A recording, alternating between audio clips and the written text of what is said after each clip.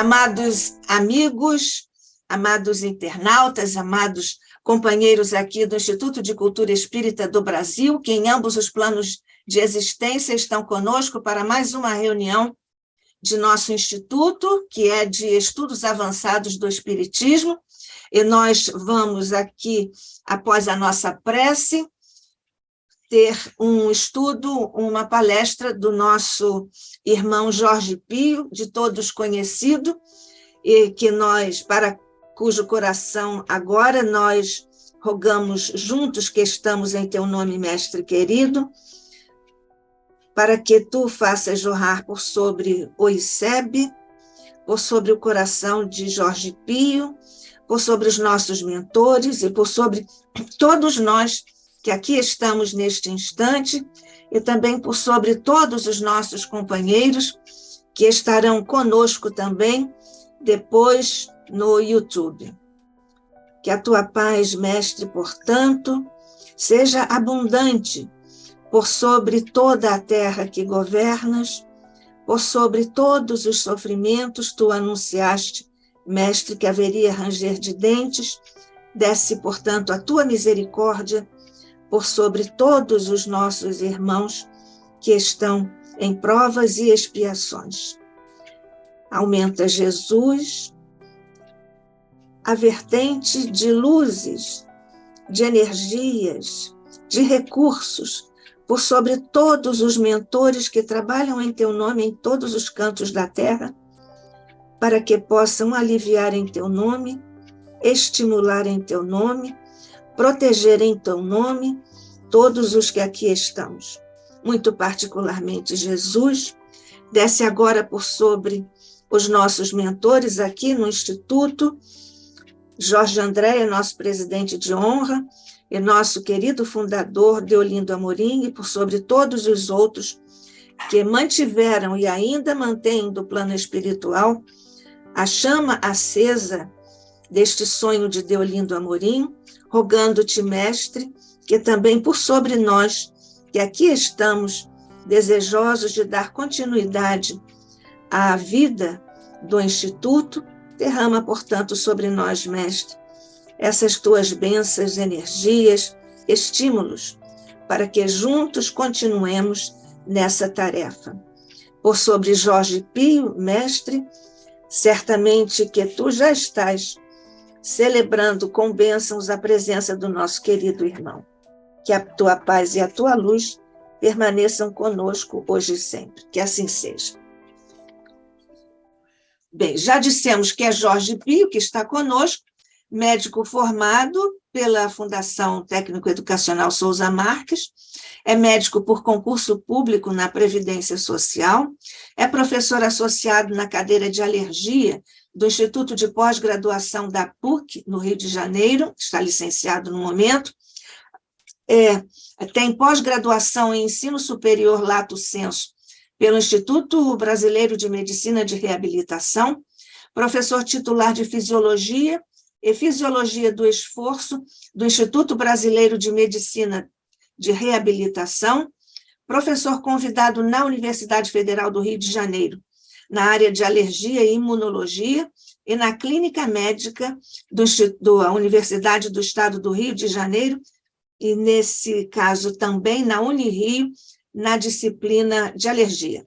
É vice-presidente em exercício na Associação Médico Espírita Serra Azul, a mesa, nos municípios de Miguel Pereira, Mendes e Paulo de Fronten, coordenador geral do Grupo de Estudos Espíritas Eurípides Barçanufo, em Mendes, no Rio de Janeiro. Jorge Pio comparece hoje para nos falar sobre religiosidade como terapêutica para a saúde integral, a ressignificação para o sucesso real. Somos todos ouvidos, Jorge Pio. Bom dia a todos, que Jesus nos abençoe, nos proteja e nos ampare, como já foi solicitado na prece, e estamos sentindo essa presença amorável nos nossos corações, e nós vamos dar início a essa conversa amorosa com vocês, trazendo um achado que eu encontrei aqui meus guardados, um livro que eu acho que é raríssimo, porque eu já procurei, inclusive, em livrarias e em outros lugares, não encontrei. Eu consegui achar esse livro numa dessas bancas de livros, né, na rua. É interessante como às vezes se acha, se fazendo essa procura, né, nesses locais tão simples, a gente encontra verdadeiras pérolas. Aí encontrei esse livro que está aqui, que é escrito por duas criaturas que me são muito caras. Gilberto Pérez Cardoso, que foi professor da Faculdade de Medicina, e eu me lembro dele ainda quando eu era acadêmico, 40, quase 45 anos atrás, e eu desconfiava que ele fosse espírita, porque tinha visto o nome dele num grupo de palestras que estava sendo realizado numa instituição, que agora não me lembro exatamente qual era. E o outro autor, esse Gilberto Pérez Cardoso, era professor de clínica médica, dava pós-graduação lá na Santa Casa, e de vez em quando eu encontrava com ele, e era uma pessoa muito admirável, ele era uma pessoa fantástica, um grande profissional, professor também preceptor de alunos nos hospitais onde ele trabalhava, no IASERJ, na Santa Casa e em vários outros locais. Ele conta aqui um caso que eu queria trazer para vocês.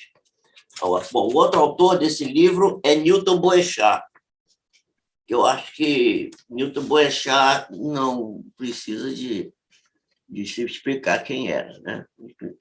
Um grande médium, um dos palestrantes mais fantásticos que eu já conheci na minha vida. Um homem incrível, né? Uma memória, uma capacidade, uma cultura muito grande. Então, são os dois que escrevem esse livro. E ele conta aqui, o nome do livro, Na Madureza dos Tempos, ele faz assim uma espécie de recorte de fatos que aconteceram com ele e relata aqui num dos seus capítulos um fato ocorrido com ele, quando em que ele chama de uma cefaleia muito estranha. Ele apareceu, de repente, com uma dor de cabeça que nada melhorava. Isso era mais ou menos um meio de semana, uma quarta-feira, e ele já tinha tomado anti-inflamatórios, analgésicos, e como era médico, né, até carregou um pouco nas doses para ver se aliviava a dor de cabeça.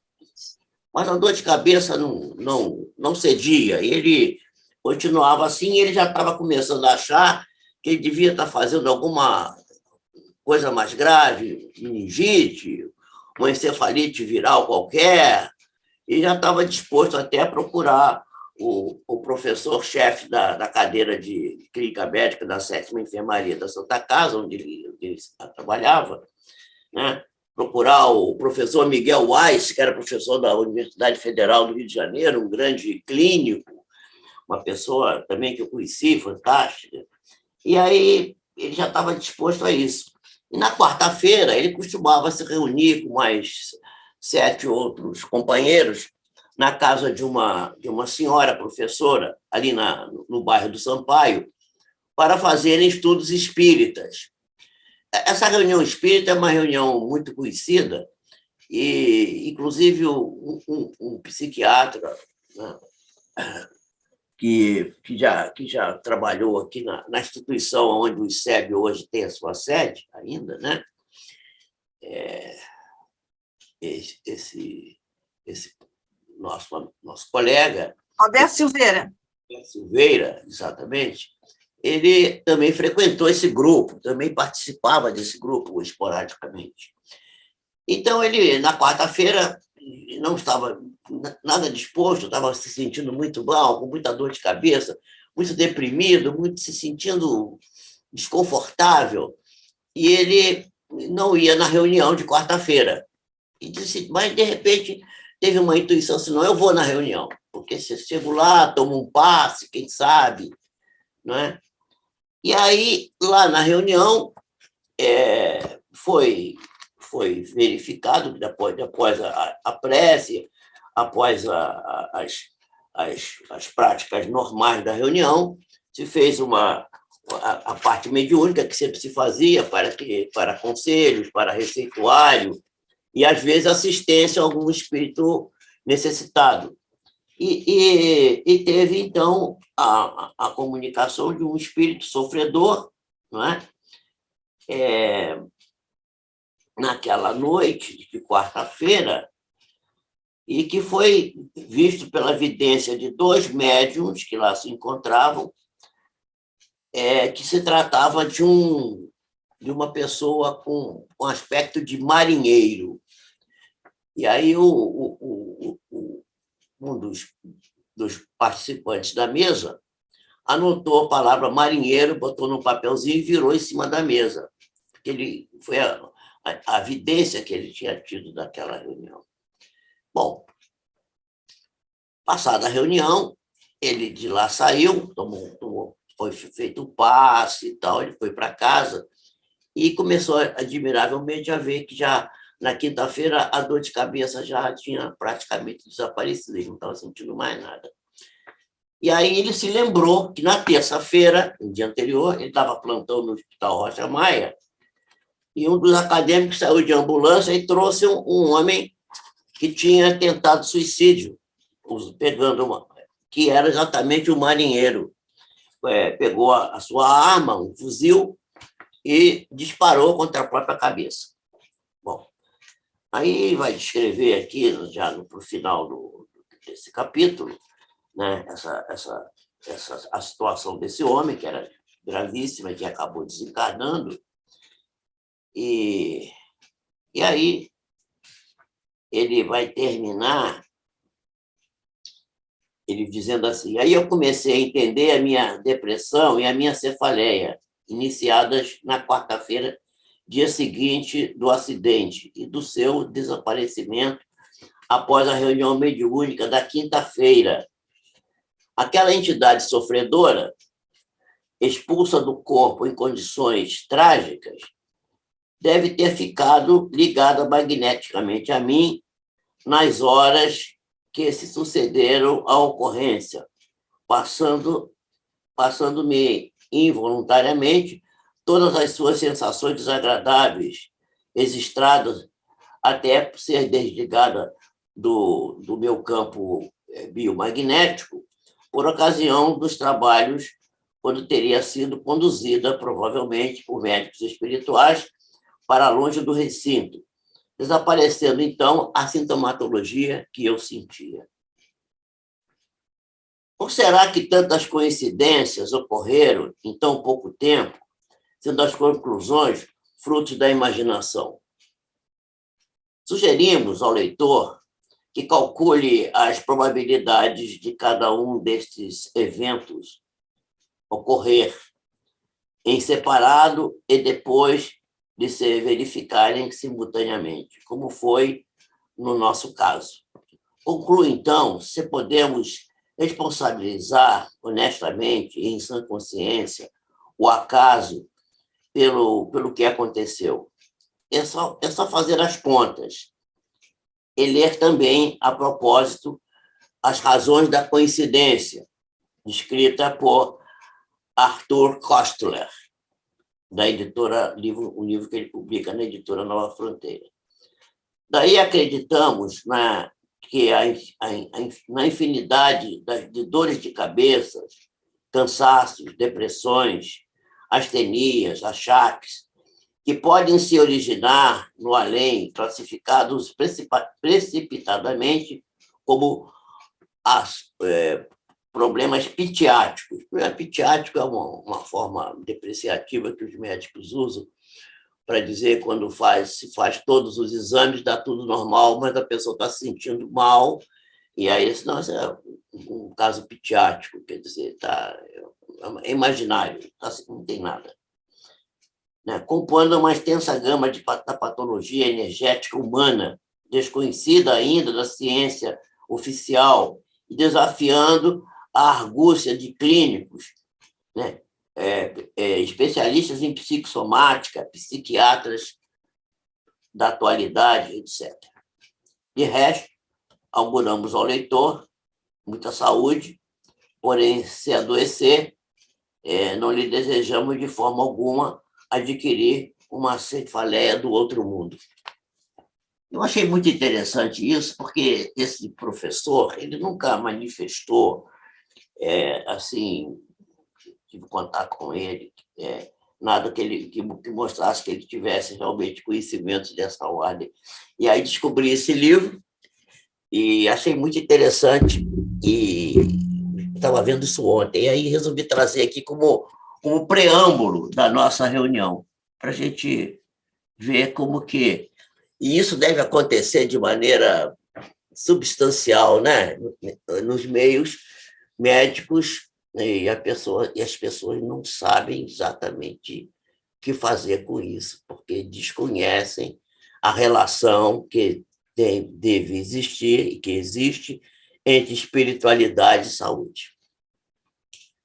No Evangelho segundo o Espiritismo, no capítulo 1, o item 8, Allan Kardec vai discutir a necessidade da aliança da ciência com a religião, concluindo, e isso é o que nos parece, da conclusão que tiramos desse texto do codificador, que elas não se entendem por estarem sujeitas, ambas, tanto a ciência quanto a religião, submetidas à teoria da dominação. Ambas querem dominar, querem ser a principal vertente do saber. A religião rejeita a ciência e a ciência rejeita a religião. Isso tem sido assim durante muito tempo. Agora, parece que as coisas estão começando a melhorar, começando a haver um certo entendimento, mas ainda estamos muito longe do verdadeiro sentido que o codificador dá à compreensão do entendimento que deve haver entre essas duas vertentes do saber. Como ele diz, duas alavancas do progresso que são geradas por Deus e que não poderiam, de forma alguma, estarem em desalinho um com a outra. Bom, opinião similar tem um grande escritor, um cientista chamado Wolfgang Schmidt, e que, conforme ele apresenta no seu elegante e atraente livro chamado Cosmos e Transcendência, cujo subtítulo é Rompendo a Barreira Cientificista. Esse é o subtítulo do livro dele, Cosmos e Transcendência, que eu aconselho a quem ainda não leu, que leia, e sei que quem já leu, que até releia, e que até traga para a gente aqui algum subsídio, porque é realmente um livro extremamente interessante. O Wolfgang Schmidt nasceu em 1930 e formou-se em física e matemática em Cornell, recebeu o PhD na Universidade de Columbia, e as suas pesquisas foram as pesquisas que deram embasamento para a solução do problema da reentrada do homem na atmosfera terrestre. Os seus trabalhos sobre aerodinâmica e campos de difusão deram a chave teórica para que a solução do problema fosse atingida, né? Ele foi professor do MIT, né, Massachusetts Institute of Technology, e foi professor na Universidade da Califórnia. Schmidt trabalha a ideia de que muitos conceitos chamados científicos são apenas crenças e ideias não comprovadas, que mais se assemelham a dogmas irracionais do que a verdadeiros fatos científicos. A benfeitora Joana de Ângeles, no seu livro Filho de Deus, vai afirmar que a presença de Deus proporciona paz, aumentando as resistências humanas, para que a pessoa possa enfrentar bem os embates do cotidiano. Ela vai dizer mais adiante que a enfermidade, nesse mesmo livro, que a enfermidade resulta de desequilíbrio dos campos moleculares, que são responsáveis pela harmonia funcional das células.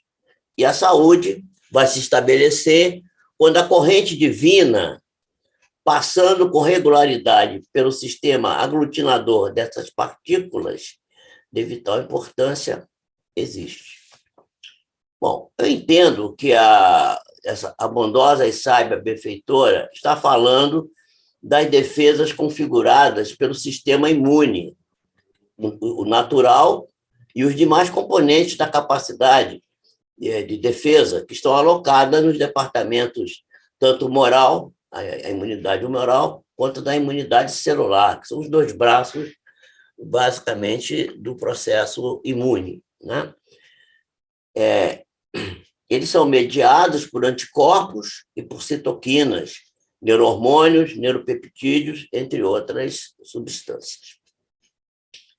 Essas funções estão estreitamente ligadas aos centros de força localizados no campo sutil do perispírito, que se ligam ao sistema nervoso pelos plexos e ao sistema glandular, cujos mediadores são os hormônios, todos eles comandados pelo psiquismo, gerado na mente, a qual fica ancorada no corpo mental. Numa aproximação ainda imperfeita, esse complexo tem sido estudado de uma maneira bastante superficial, como dizia o Dr. Jorge Andréa, periférica, né? Pela psicoimunoneuroendocrinologia. Bom, e antes que alguém possa dizer que, usando o nome de Allan Kardec, objetar a afirmação da benfeitora, Joana de Ângeles, nós vamos lembrar que ela faz parte do corpo das individualidades que compõem a equipe do Espírito Verdade, e que o médium que serve a ela já deu sobejas provas de que está perfeitamente sintonizado na obra da codificação. E ele nos dá provas seguras de confiança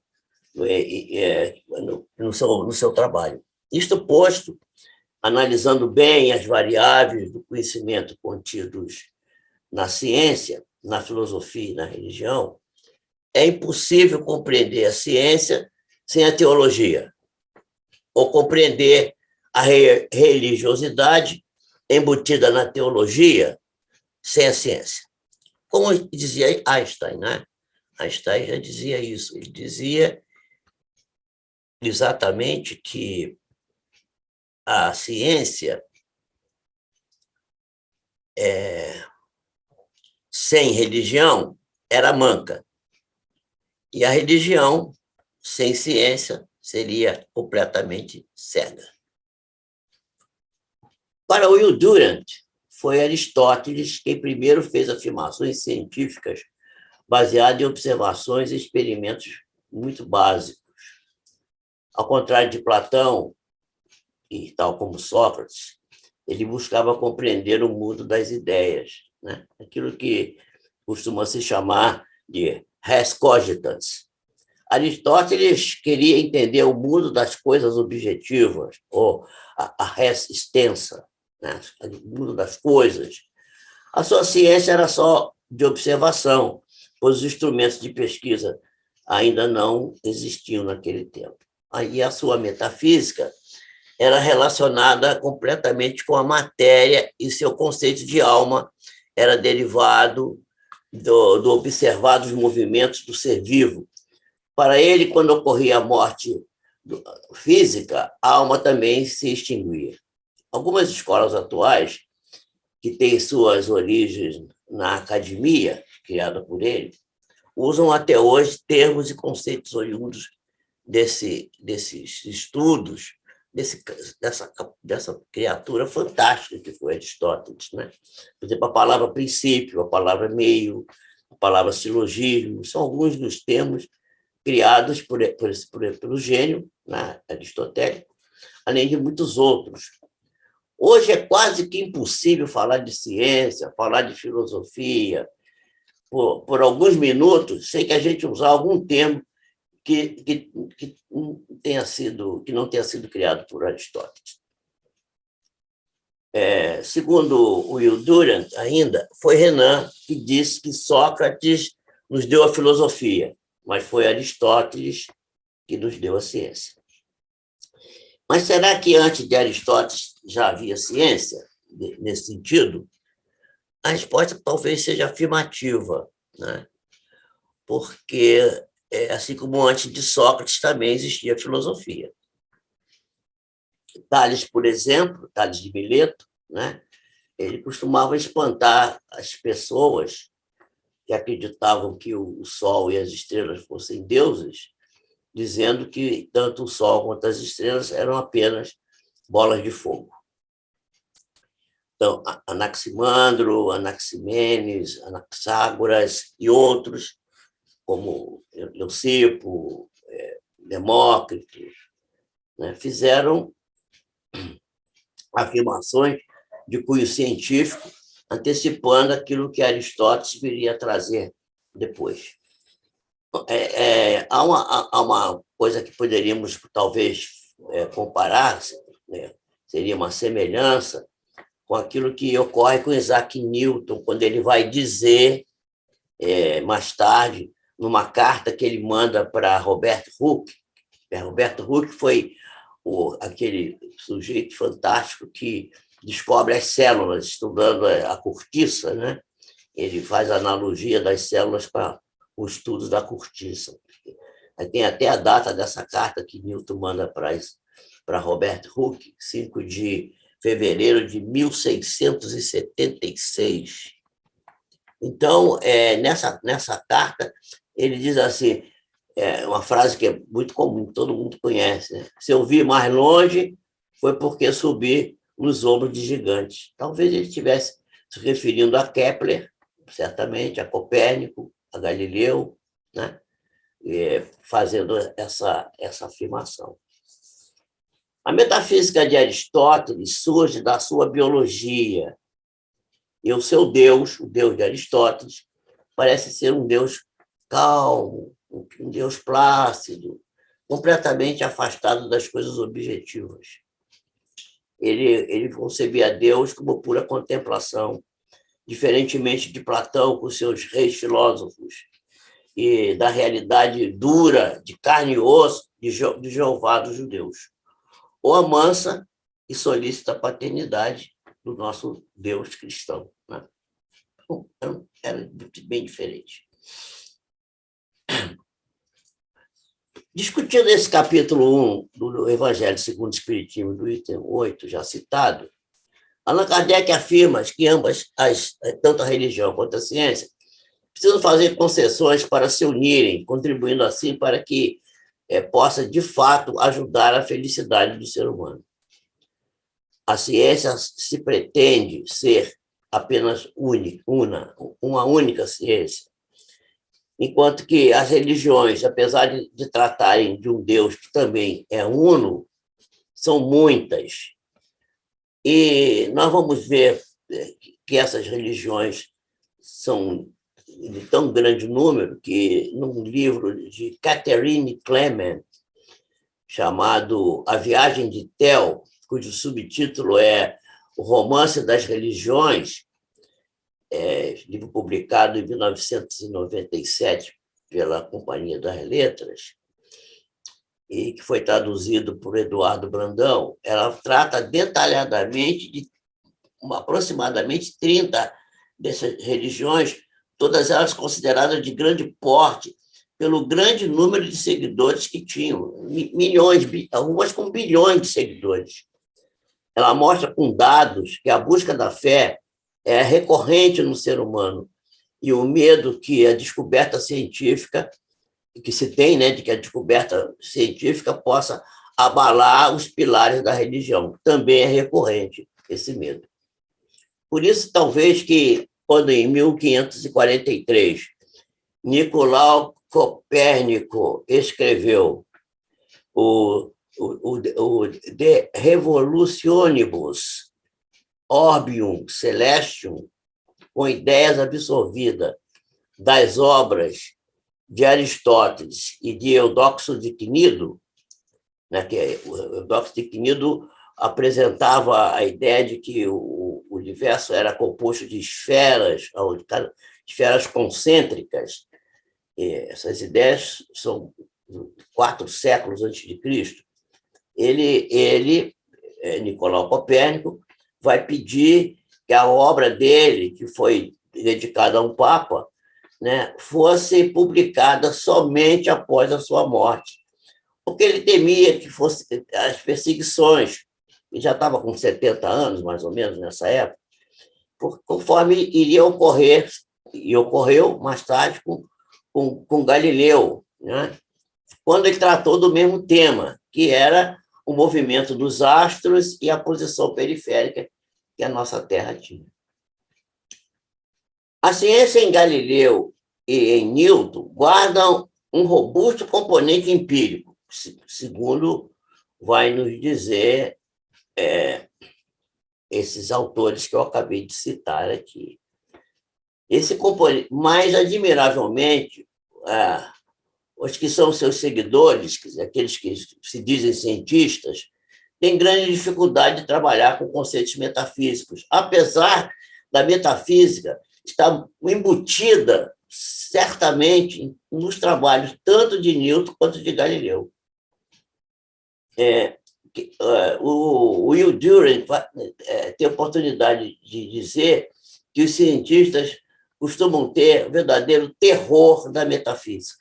Houve na ciência até recentemente uma enorme rejeição à metafísica, e qualquer experiência mística foram sempre muito mal vistas. Bom, o método científico ele aparece basicamente como organização com o discurso do método de René Descartes. E o cartesianismo foi uma coisa fantástica que livrou a ciência das proibições da religião e foi extremamente útil até o momento em que serve de base para doutrinas filosóficas que talvez não sejam propriamente científicas, né?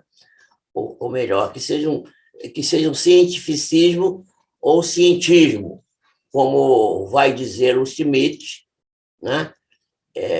E quem quiser se aprofundar nesse tema, eu sugiro a leitura de um livro que já está esgotado, mas que é encontrado em sebos virtuais, tipo estante virtual, por meros R$19. O livro que eu estou sugerindo é Cientismo e Espiritismo, de Leopoldo Machado, na qual ele faz um estudo fantástico, já naquele tempo, isso em 1950, por aí, 45, 50, ele faz esse estudo. Mas esse livro está esgotado, mas é encontrável ainda nesses sebos virtuais. Ou o livro do próprio Wolfgang Schmidt, que eu já citei aqui, que é Transcendência, Cosmos e Transcendência.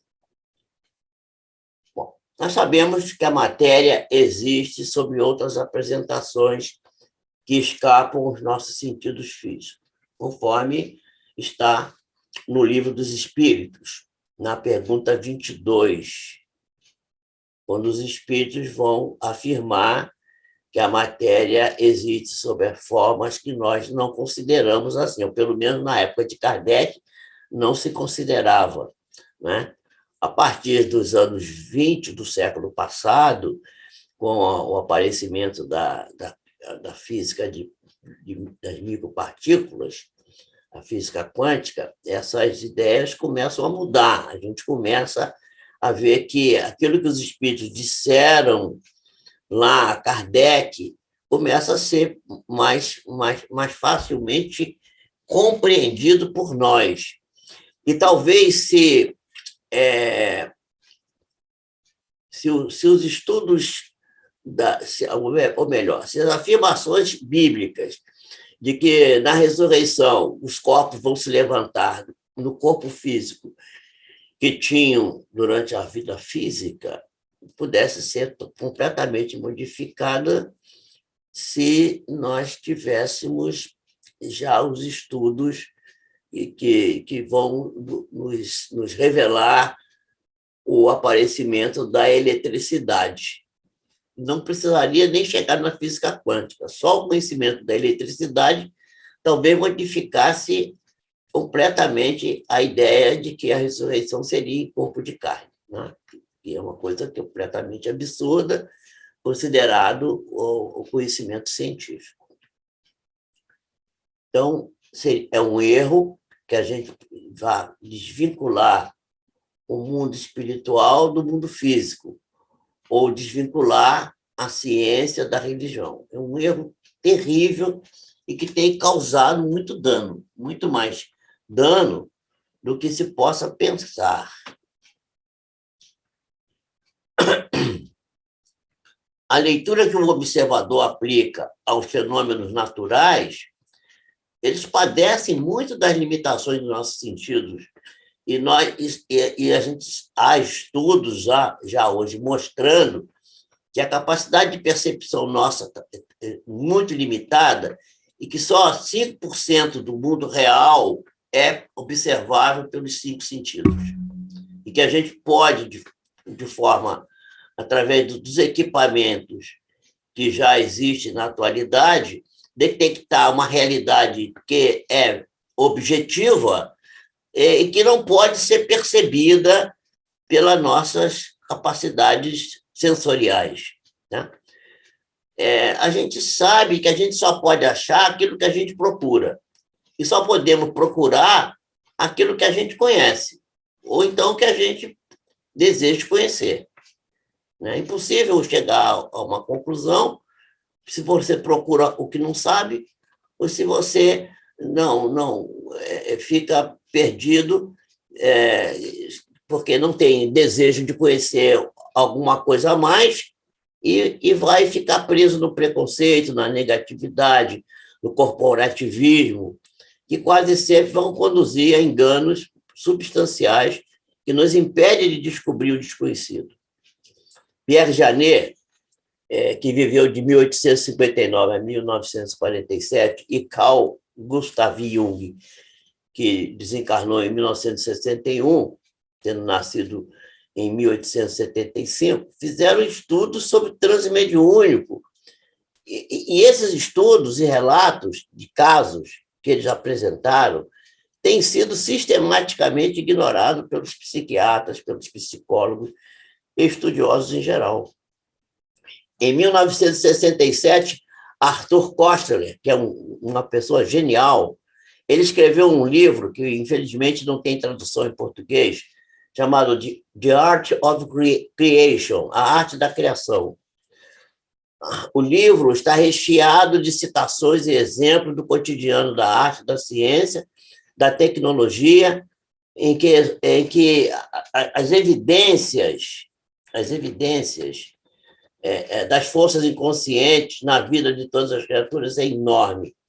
E quando ele trata, o Koestler, quando ele trata da inspiração, ele vai se referir claramente ao fenômeno da criação mediúnica, ou da influência mediúnica na criação, tanto na ciência, na tecnologia, quanto na arte. A partir de 1970, surgiram os núcleos universitários de espiritualidade na saúde, os NUPES. Esses NUPES são grupos que promovem estudos, seminários, congressos, teses acadêmicas de mestrado, de doutorado, estudo e pesquisa em saúde e espiritualidade no Brasil e fora do Brasil. E no Rio de Janeiro, eu, pessoalmente, conheço 4 NUPES. O NUPES da UERJ, o NUPES da Unirio, o da Universidade Federal Fluminense e o da Universidade Federal do Rio de Janeiro. Esses NUPES são fantásticas instituições e eu já tenho participado de alguns congressos realizados por eles, e é surpreendente aquilo que se tem pesquisado nesse campo.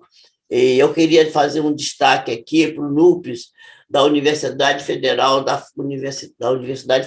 de Juiz de Fora, que é dirigida pelo Dr. Alexandre Moreira de Almeida, professor titular de psiquiatria da universidade, e no qual ele desenvolve inúmeras linhas de pesquisa nesse campo, mostrando dados que evidenciam o processo de melhor aproveitamento das terapias, promovendo melhor resposta terapêutica e encurtamento do tempo de recuperação pós-cirurgia e pós-doenças graves.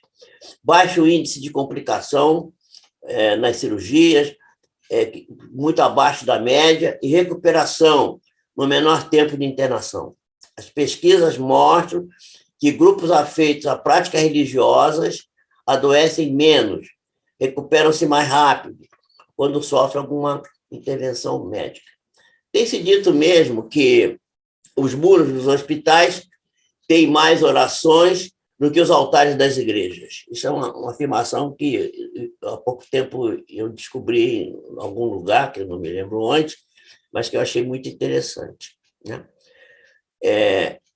Estudos longitudinais e transversais têm sido aplicados e demonstram que o cultivo da espiritualidade aumenta, inclusive, a longevidade com saúde, apesar de que, evidentemente, não vai permitir que se evite ter as doenças do envelhecimento, evidente, né? Envelhecer é sempre um fator de complicações físicas, né? A gente sabe disso. Mas a pessoa vai atingindo a idade provecta, apesar das doenças, com saúde, porque a gente sabe que você pode ter muitas doenças e ser saudável, e você pode não ter doença nenhuma, a objetiva, e ser uma pessoa cheia de achaques, cheia de mal-estares e de limitações que impedem que você seja uma pessoa produtiva, alegre e feliz. Bom, em estudos recentes, a relação entre religião e saúde, em 276 estudos, mostrou uma relação positiva da magnitude de 47%.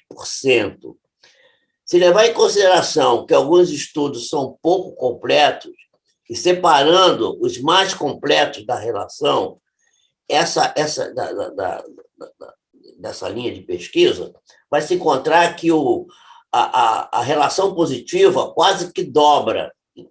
Isso foi, desses 276 estudos, foram separados cerca de 11 estudos que exatamente confirmam esse achado. Levando em consideração que alguns...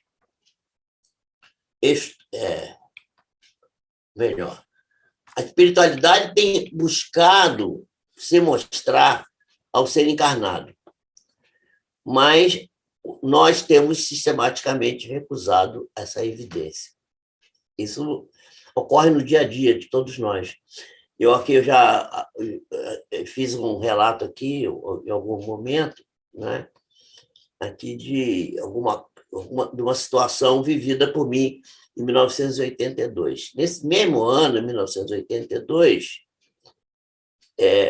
foi um caso médico-cirúrgico que eu relatei aqui, a Lures, agora não vou me lembrar quando foi, mas já fiz esse relato aqui, em que eu fiz um diagnóstico intuitivo e que acabou se positivando como verdadeiro, contrário a todas as opiniões de um número enorme de médicos que estavam participando desse estudo.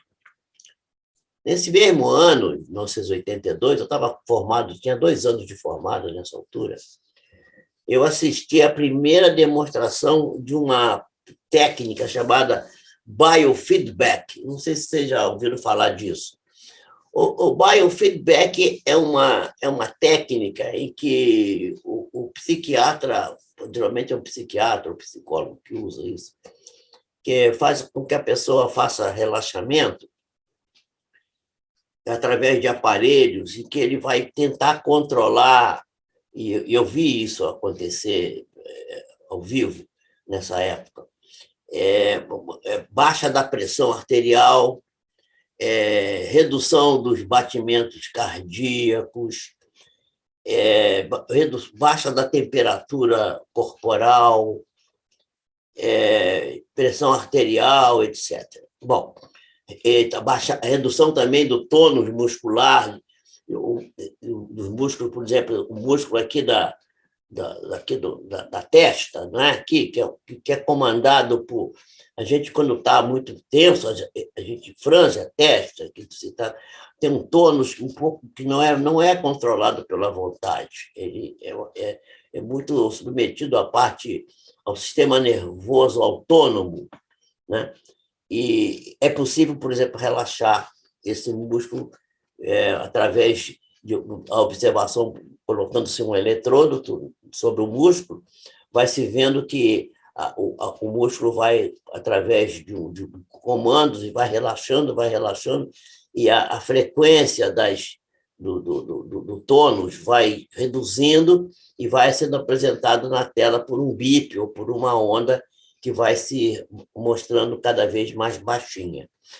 Então, esse estudo ele vai provar que, por exemplo, que a gente pode exercer um controle sobre o sistema nervoso autônomo, que de autônomo, ele é autônomo, mas que de autônomo tem pouco, porque a gente pode saber que o sistema nervoso autônomo se divide normalmente em simpático, não é? Que é o adrenérgico, e parasimpático, que é o colinérgico.